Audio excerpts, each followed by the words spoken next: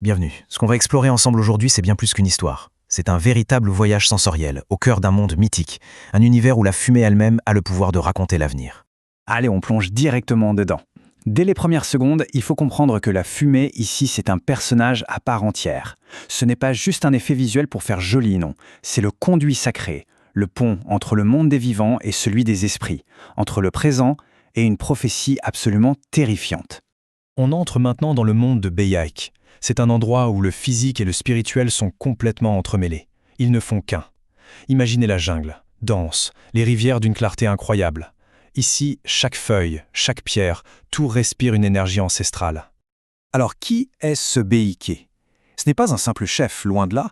Il est à la fois un guide spirituel et un protecteur redoutable. Et c'est ça qui est fascinant chez lui, cette dualité. Il peut parler avec les esprits tout en défendant son peuple avec une férocité quasi légendaire. Et ce lien, c'est la clé de tout. Il ne s'agit pas de dominer la nature, pas du tout. Il s'agit de vivre en harmonie avec elle. Ce pacte entre Beïké et Gwama, le seigneur des eaux profondes, c'est le symbole d'un équilibre parfait entre l'humanité et les forces brutes de la Terre.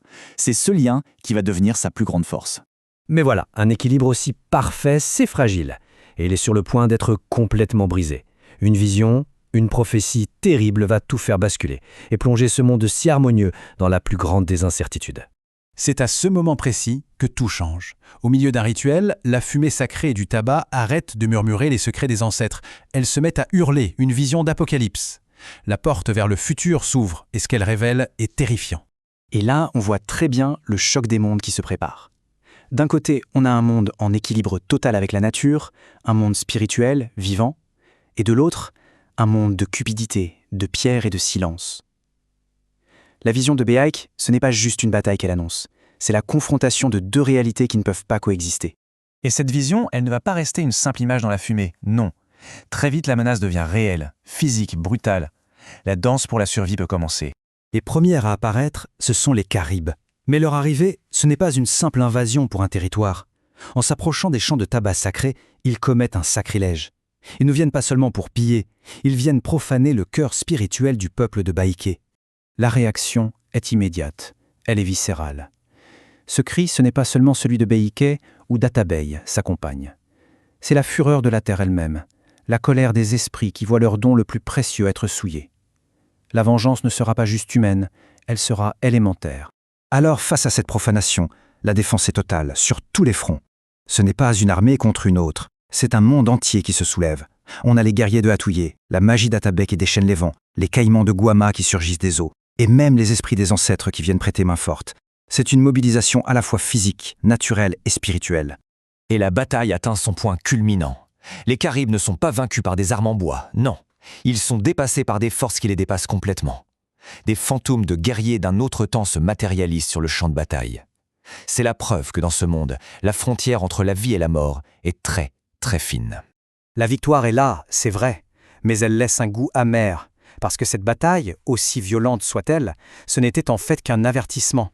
Une menace bien plus grande, bien plus terrible se dessine à l'horizon. Et là, la révélation est glaçante. Un esprit vient leur apprendre la vérité. Les Caribes n'étaient qu'une épreuve, un simple test pour voir comment ils se défendraient. Le véritable ennemi, celui des grandes pirogues, vu dans la vision, il est encore à venir. La vraie guerre, elle, n'a même pas commencé. La question, c'est comment se préparer à ça ? D'anciens pétroglyphes, des gravures dans la roche, révèlent un chemin, les 5 épreuves.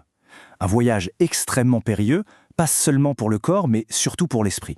Un parcours de transformation pour forger l'arme ultime. La première épreuve, c'est une plongée directe dans le monde des esprits. Dans une grotte où le temps semble s'être arrêté, Beïké se retrouve face aux esprits fondateurs de son peuple, les Sémis. Il ne s'agit pas de prier, non, il s'agit de discuter, d'égal à égal, avec les dieux.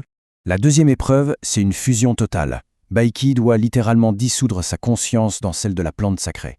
Il n'utilise plus seulement le tabac, il devient le tabac. Il apprend la sagesse primordiale qui est contenue dans chaque feuille. Pour la troisième épreuve, il doit quitter la terre ferme.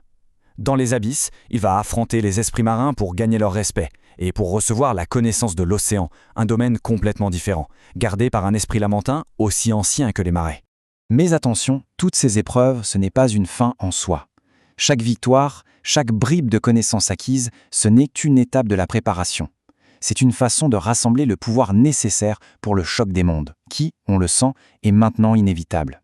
Ce qu'il faut vraiment comprendre, c'est que les épreuves ne lui donnent pas seulement des armes, elles le reforgent de l'intérieur. Baïk absorbe le pouvoir des ancêtres, de la terre et de l'océan.